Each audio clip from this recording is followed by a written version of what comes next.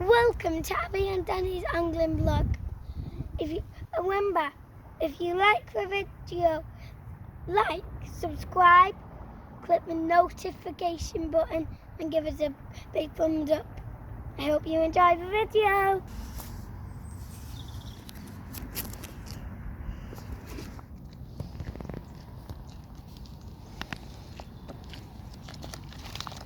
Hello and welcome to this week's angling vlog.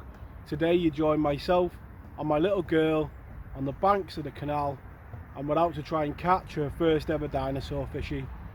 It's first thing in the morning. The canal is like a mill pond. There's not a breath of wind on it. The baits are out behind us and we're just sitting back and hoping them floats go.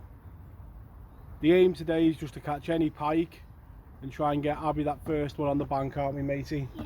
In the summer, Abby did come on a couple of sessions with us to try and catch some carp, and we had some great fun chasing those summer carp on bread. At the time, she said she wanted to come and try and catch a pike in the winter, so it's only October now, so it's not too cold, you know, that it's going to be really too cold to be bringing her out. There is a nip in the air and the leaves are starting to change, so it does feel nice for a pike. The canal's condition today, as you can see on screen now, is quite clear. You can see the bottom in the margin, so we're going to be placing the baits as tight to cover as we can, hoping that them pike, you know, we're going to be lying underneath that cover to ambush the prey. Fishing that close to the snags, you have really got to be straight on the rods and striking almost straight away. You do run the risk of losing the fish, but fish safety always comes first. A nice strike and you're just going to hope that the hooks are in the fish. So let's sit back and let's see what happens. Well, the baits that I would normally bring on a session on the canal would be a mixture of varieties really. You got the smaller baits like the smelts I'd never be without. Bigger baits like them herring jacks, which you can cut in half and use tail sections, or if you think there's a big girl about, a chance of one, you can put the whole thing out. Sardines, smelts and sardines are two baits I wouldn't go the canal without. They offer different size differences in baits and also baits that I've done very well on. And if I want to leave a bait out, you know, in an area again that I think there might be a better pike about, there's the mackerel are a good bait for that as well. What time is it? Pike time.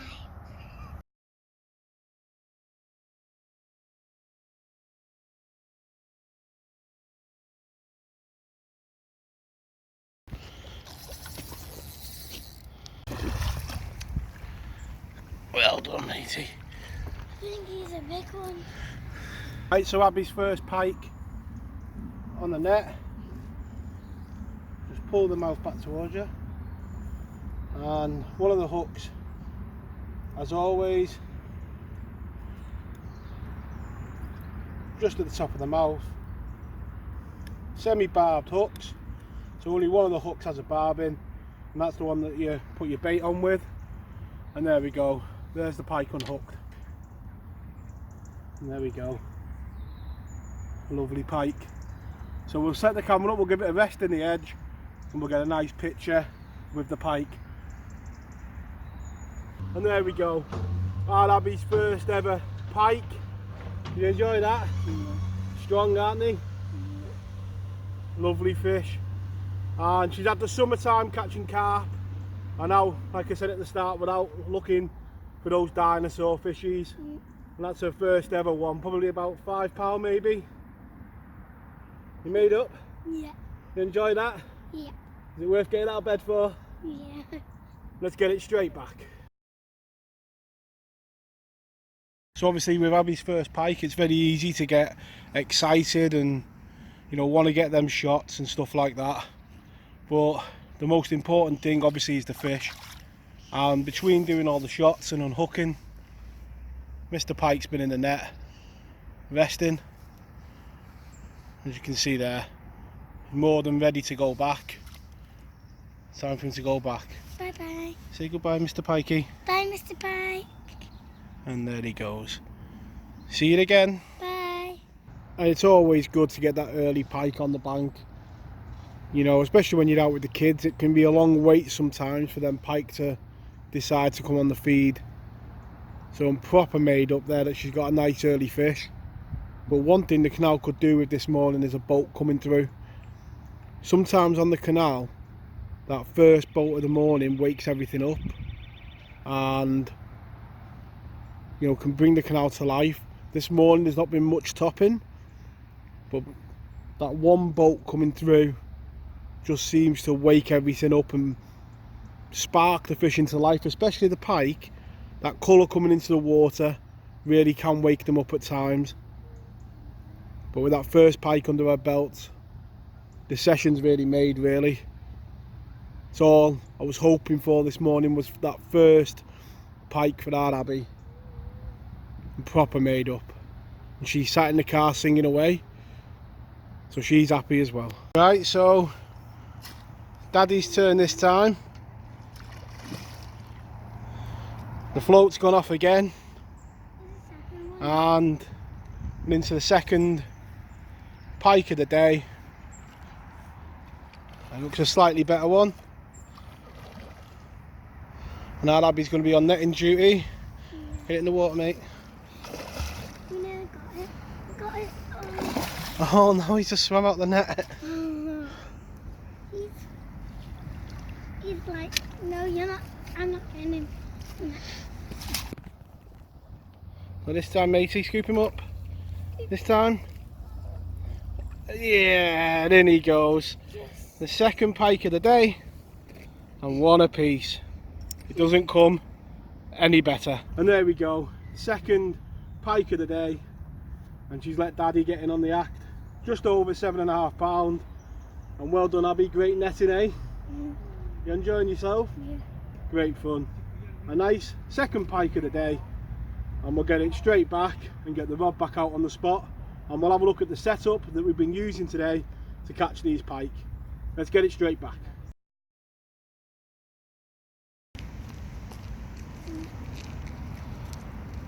The setup that I'm using today for my pike fishing, I've got a 2.7 pound test curve rod. I think it's a ProLogic C3. Had it years, catches me pike, carp, the lot. So that's the rod that I'm using. I've got a Corbin Zelos 6000 reel, and on there I've got 60 pound piker braid, nice and strong. When you're fishing the canals and the rivers, there's loads of snags. The aim of the line isn't to get the fish in, really. It's more to bend the hooks out, get any snags out that you can, so you're not leaving any end tackle in the river or the canal. You leave the end of that baited in the canal and something picks it up and eats it, it's a dead pike. 9 times out of 10 it's going to swallow all them hooks. And yeah, so the strength of the line is there solely to bend them hooks out and to give you the chance at getting any type of snags in that you get stuck on. Down to the business end, dead simple piking. The setup for piking is probably the most simple fishing that I do, and I always say keep it simple. The more stuff you add, the more stuff can go wrong. The mechanics of this rig are simplicity itself. So I've got a stop knot on the line to stop the float. I've got 2 beads on the line, and what that allows me to do in the dim light in the morning is know when I'm cocked up to the float. I have the float so it's lying flat, and that's a 25 gram Dinsmore's inline float, nice and high vis so you can see it, and that'll sit flat on top of the water at dead depth, so as soon as you get a bite you can see it cocking and bouncing along. Nice early bite detection. I've got a 20 gram ball ledger from Dinsmore's, a bead to protect the knot, quick change swivel, so that'll sit on the bottom and the float will sit flat like that. You get a bite, the pipe moves off. You got a quick change swivel so you can change your traces dead easy. There'll be a link at the top of the screen now to my video on how to make your own traces. 18-inch wire trace, 2 trebles, and on this we've got a humble smelt. So that's the dead simple setup that I use for 90% of my float fishing. As I say, there are other rigs, but that I use on the rivers, lakes and canals, and it's a good all-round simple rig if you're just getting into your piking, or you're looking for the rig where you don't want to keep changing every week, you know, to different floats. It's got the weighted float to cast a good distance, and also you get that bite detection. So let's get them floats back out there. So Abby's into pike number 3 of the day. Yeah. You having fun? Yeah. Oh, he's pulling a bit, and he keep that rod bent. This is the second one I've reeled him. Yeah, keep reeling.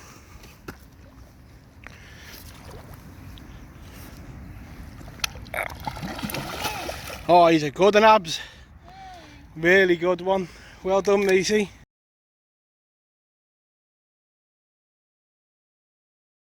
And there we go. I think she's banned from coming. £7, 14 ounces. Her second pike of the day. And she's doing fabulous. Trying to keep that bend in the rod when she's playing the fish. Because you've got to keep that tight line when you're using them semi-barbed hooks. But well done, matey. Thanks. Well done. You made up? Yep. What it's all about, isn't it? He's got big sharp teeth. He has got big sharp teeth. And made up with that today. You know, I was hoping we'd get one when we come. But we got 3. To get 3, done really well. Let's get this pike straight back. So we've had 1 bite on a smelt and 2 on a sardine, and I do make my own traces myself. Each time, you know, bend the hook out or the trace gets frayed or, you know, kinked, you get most of the gear back each time. But you can also customise your traces. Knowing today that I was going to be fishing the snags and striking pretty much straight away, I've left the 2 hooks a bit further apart. As you can see, that hook is more down the bait than I would normally do. I'd normally have it up here, you know, halfway up the bait. But when you're striking straight away, having that hook a bit further down, you know, gives you a bit more confidence that the hooks are going to be in the pike's mouth.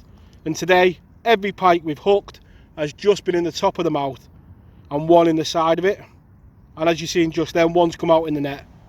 As long as you strike straight away, you won't have any problems with the hooks being that far apart. Obviously, later on in the year, when you're going to have to let the runs go a bit, move the hooks up a bit. But that is one of the benefits of making your own traces. And it is one of the questions I get asked a lot.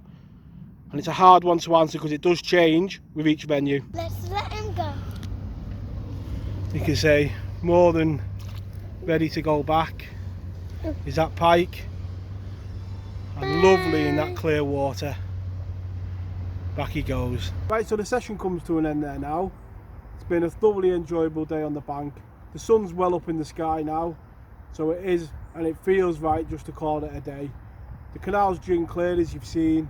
So I think any pike that we've had today have been in the area, and what we would normally do now is move somewhere with a bit more cover, you know, dark water. The sun is on the whole of the canal, so it feels right just to call it a day. It's been a session that's probably been in the pipeline for probably 4 to 5 months. When we were fishing for the carp in the summer with the bread, it was a session that we said we'd come and try and catch a pike, and super proud dad today. She's done fantastic, not only playing the pike that can really pull back, but holding them. You know, I get so many questions on the channel about, you know, how to hold a pike, and people scared of the teeth and stuff like that. And I've got to say, she's done fantastic today, holding the pike up like she's done. Really proud of how confident she's been in holding them. So the session does come to an end there now. The only thing that remains is for us both to wish everyone tight lines. I hope you enjoy your weekend's fishing, and both me and Abby will catch you all next week. Tight lines.